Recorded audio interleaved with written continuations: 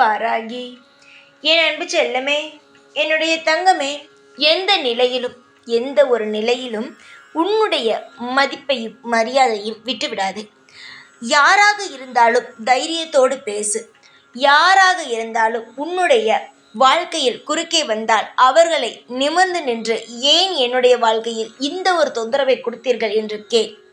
அவர்களை வாழ்க்கையிலிருந்து நீ எப்பொழுதும் சொல்கிறேன் சேர்த்து கொள்ளாமல் யார் உனக்கு தொந்தரவு கொடுத்து மன உளைச்சலுக்கு ஆள் ஆக்குகிறார்களோ அவர்கள் உன் வாழ்க்கையிலிருந்து நீதான் துரத்த வேண்டும்.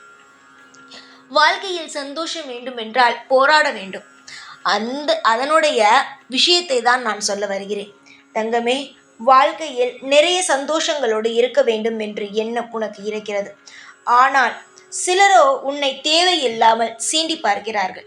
இவள் என்ன செய்து விடுவாள், இவளுக்கு யார் இருக்கிறார், இவளுக்கு என்ன தெரியும் என்று உன்னை எப்பொழுதும் சீண்டி பார்க்கிறார்கள். அப்படி பார்ப்பவர்களை விடக்கூடாதல்லவா? அவர்களுக்கு நாமும் தைரியமானவர்கள் தெரிய வேண்டும். சரிதானே? உன்னுடைய வாழ்க்கையில் யார் இருக்கிறார்? நான் இருக்கிறேன். வாராகியானவள் எப்பேற்பட்ட தைரியசாலி என்பது உனக்கு தெரியும், எல்லோருக்கும் தெரியும். அப்படிப்பட்டவருடைய பிள்ளைக்கு எவ்வளவு தைரியம் இருக்கும் என்பதை உன்னுடைய எதிரில் இருக்கும் நபருக்கும் தெரிய வேண்டும். உன்னுடைய எதிரில் இருக்கும் நபரானவர் உனக்கு யாருமே இல்லை என்று நினைத்து கொண்டு தேவையில்லாமல் உன்னை எப்படியாவது வாழ்க்கையில் கஷ்டப்படுத்தலாம் என்று நினைப்போடே அவன் வாழ்ந்து கொண்டு இருக்கிறான். எவன் உன்னை நினைத்தானோ அவன் வாழ்க்கையே இல்லாமல் ஆக்க எனக்கு தெரியும். ஆனால் நான் மனிதர்கள் போல் அப்படியல்ல. அவனுடைய வாழ்வில் எந்த நேரத்தில் கஷ்டத்தை கொடுத்தால் அவன் வாழ்க்கையில் அவனுக்கு அடி விழும் என்பது எனக்கு தெரியும். உன்னுடைய வாழ்வில் எவனாவது ஒரு விஷயத்தை செய்யலாம், உன் வாழ்க்கையை கெடுக்கலாம் என்று நினைத்தால் அது அவன் வாழ்க்கையை அவன் கெடுத்துக் கொள்கிறான் என்றுதான் அர்த்தம். எப்பொழுதும் என்னுடைய பிள்ளைக்குத்தான் நான் முதலில் உரிமையை கொடுப்பேன். அதே போல என்னுடைய பிள்ளைகள் தவறு செய்து விட்டது என்றால் என்னுடைய பிள்ளை என்று பார்க்காமல் தண்டனை கொடுப்பேன். என்னுடைய பிள்ளைகள் என்பது எனக்கு அந்த அளவுக்கு விருப்பம். என்னுடைய பிள்ளைகள் தவறு செய்தாலும் தண்டனை தான். அதுவே என்னுடைய பிள்ளைகளுக்கு மற்றவர்கள் செய்தால் அது பயங்கரமான தண்டனை தான். என்னுடைய பிள்ளைகளானவர் ஒரு பாதுகாப்பான வளையத்திற்குள் இருக்கிறார்கள். நீ என்னுடைய பிள்ளை. உன்னை ஒருவன் உன் வாழ்க்கையில் கை வைக்கலாம் என்று வந்தால் அவன் எந்த நிலைமைக்கு ஆவான் என்பதை நீ கண்கூடாக பார்க்க வேண்டும். நான் சொன்னால் உனக்கு புரிய போவது கிடையாது. நீ இப்பொழுது ஒரு நபரால் மிக மிக கஷ்டத்தை அனுபவித்துக் கொண்டு இருக்கிறார். நண்பன் என்று சொல்லிவிட்டு உன்னை இப்பொழுது தொந்தரவு செய்கிறான். உன்னிடமிருந்து உன் குடும்பத்தில் இருக்கும் எல்லா விஷயத்தையும் தெரிந்து கொண்டான். எல்லாம் வாழ்க்கையில் என்ன செய்து வைத்திருக்கிறாய், எதிர்காலத்தில் என்ன திட்டம் வைத்திருக்கிறாய், உன்னிடம் என்ன பணம் இருக்கிறது, எல்லா விஷயத்தையும் என்ன பிரச்சனை, எல்லா விஷயத்தையும் தெரிந்து கொண்டவன் இப்பொழுது அதை வைத்தே உன்னை காயப்படுத்தி கொண்டு மிரட்டி கொண்டு உன்னை கஷ்டப்படுத்தி கொண்டு இருக்கிறான். இப்படி இருப்பவன் உன் வாழ்க்கையில் வைத்திருக்க வேண்டுமா? அவனுடைய வாழ்க்கையில் அவன் உன்னை என்ன செய்யலாம் என்று நினைத்தானோ அதை செய்ய வேண்டும் அல்லவா? அதை செய்வதற்காகத்தான் ஓடோடி வந்தேன் இன்று. உன்னுடைய வாழ்க்கையில் நீ துளைத்த அனைத்து நாட்களையும் நான் திரும்ப தரப்போகிறேன். சந்தோஷமான நாட்கள். அதாவது உன்னை இப்பொழுது வாழ்க்கையே வாழக்கூடாது என்று நினைத்தான் அல்லவா? அவன் வராததற்கு முன்பு உன் வாழ்க்கை எப்படி இருந்தது? இன்பமாக. அந்த வாழ்க்கையை தரலாம் என்று ஓடோடி வந்துவிட்டேன். என்னுடைய பிள்ளைகளுக்கு எப்பொழுதும் எதிரிகள் இருக்கக்கூடாது. எவன் ஒருவன் எதிரியாக இருக்கிறானோ யார் பக்கம் நியாயம் என்று பார்த்து அவர்களுக்கு தண்டனை கொடுப்பேன். உன்னுடைய வாழ்க்கைப்படி உன் பக்கம் எந்த தவறும் அல்ல. எதிரில் இருக்கும் நபருக்குத்தான் மிக மிக தப்பான விஷயம் இருக்கிறது. அவன் உனக்கு முன்னால் நல்லவன் போலும் உன் முதுகுக்கு பின்னால் அனைத்து வேலைகளையும் செய்கிறான். எவன் ஒருவன் அதிகமாக சிரித்து சிரித்து பேசுகிறானோ அவனை நம்பாதீர்கள். அவனிடம்தான் அனைத்து வேலைகளும் இருக்கும். இது உனக்கு ஒரு சூட்சமமான ஒரு வழி. முதலில் நான் ஒன்று சொல்கிறேன், இதை யாரிடமும் நீ சொல்லவும் வேண்டாம்.